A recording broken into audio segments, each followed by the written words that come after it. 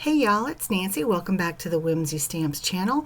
We are going to hop right into this 3-layer Happy Easter bunny tag. I am using the Happy Easter stamp set, and this is the sweet little image that I'm using. I love these little bunnies. Oh my goodness. And this tag set, I am totally obsessed. It is the mini slim tag die set, and I can't get enough. And I'm using the largest die to cut a piece of this sweet pattern paper from the Mix and Match 2 6x6 pattern paper pack. It's a green sort of tone on tone bubbly situation, and I cut it with the largest tag. This will be layer 1, and I'm going to step it up a little bit. So I've obviously stamped and I'm heat embossing the sentiment, but I can't seem to leave well enough alone, y'all. So here I go. I've pulled out the Fadoodles flowers, and again just stamping them down using some juicy ink from my stash. And then I'm going to heat emboss them with some Distress Glaze because I want the pink to be there. I want the florals to be there, but just kind of soft and subtle. Not so much a suggestion. They're very much present, but they don't take center stage. That sentiment takes center stage because it's stamped in black amongst all the green polka dots and the pink flowers. So I think it's super happy. It's super sweet. And once I'm done with the heat embossing, then I pull all the flowers up and I shuffle them around and I stamp them down until I have that first layer of the tag just full of Fadoodles flowers. I think it's adorable. Now here I'm stamping the front sentiment, so the Happy Easter is going to be on the inside, the Swinging by to Say is on the outside, and this actually becomes the third layer. So I think that the sweet little tag is cute, and you know, initially I hadn't thought of it as being another layer, but it certainly is. So this is essentially the middle layer or the second layer, and I'm just doing some very simple ink blending, 2 tones of pink, 1 shade of green, and you can see that the top of that tag is missing. That's on purpose. I wanted it to be kind of a design element, and we'll get to that in just a minute. But again, just very simple ink blending, not bringing the green up to the pink because I don't want to make mud. It almost looks like kind of a watermelon rind. Now this is what will be the top of tag layer 2. The pattern paper and the color combo, the pink and the green, they really marry those layers together. And that pattern paper is a little bit unexpected at the top of that tag. It looks like an oops, but it's definitely a design decision. These little reinforcer circles are actually a part of the die set too. There are 2 different sizes, as you can see, and I think they add a little unexpected touch as well. So obviously they're meant to be just that, a reinforcement rather for the tag at its weakest point, but it also adds very sweet details that you may not otherwise be able to get.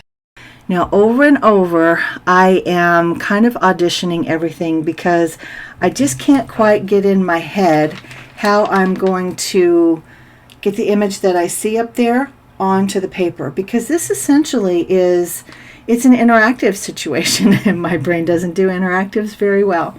So I keep going back and forth and I just do the auditioning in between the work that I do on each tag.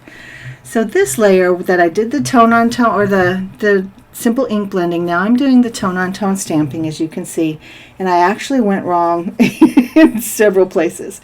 So first I started out by just simply overcrowding. Now I do resolve that. I pull some of the images up and then I add them in little by little as I go along.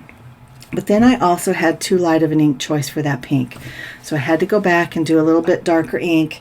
And then I over inked with the green. You can see there that the green got up in the pink and it got super muddy. So in my brain, as I'm auditioning, I'm thinking, okay, how am I going to salvage this, cover up what I need to cover up, and just kind of camouflage the rest so that it just is cute.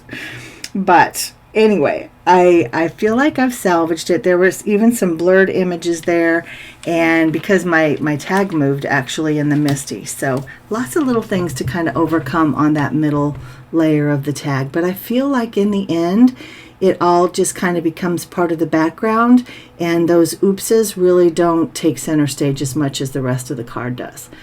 So here's where I'm adding another layer of pink. So the first layer, of course, was the Fadoodles flowers, and now I'm adding a second layer of pink to this particular panel. This was the first one, and I'm just kind of doing an ombre on the Happy Easter. I always wanted to say Hoppy because that's the name of the set.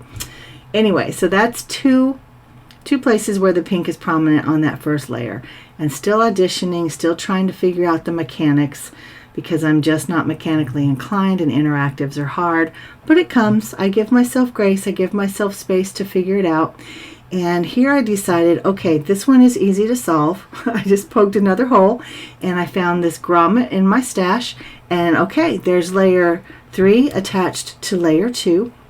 And then my mind went in a different direction again, so I do apologize if this feels a little disjointed, but that's just kind of my creative process. So I decided that that first layer needed a third pink element, and that's where that little pink ribbon came into play on the very bottom, kind of as a border, if you will, on that tag. So here I have everything put together. I actually stapled it. In the end, I didn't like it and I changed it off camera. I didn't like the staple being there. I actually used some more of that embroidery thread, and I think it works better. It gives it a little more movement, a little more freedom to move back and forth, because of course you want to be able to see that first layer that says Happy Easter. So layer 1 is the Happy Easter polka dot floral piece. Layer 2 is the branches and the bunny, and then layer 3 is the swinging by to say.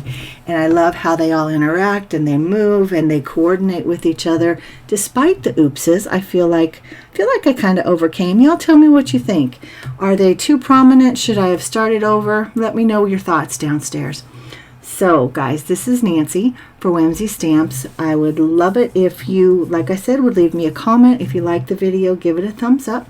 We'd love it if you would subscribe to the Whimsy Stamps channel and meet us over on the Whimsy Stamps and Inspiration Facebook page, as well as Instagram and Pinterest. And until next time, mwah, I'm out.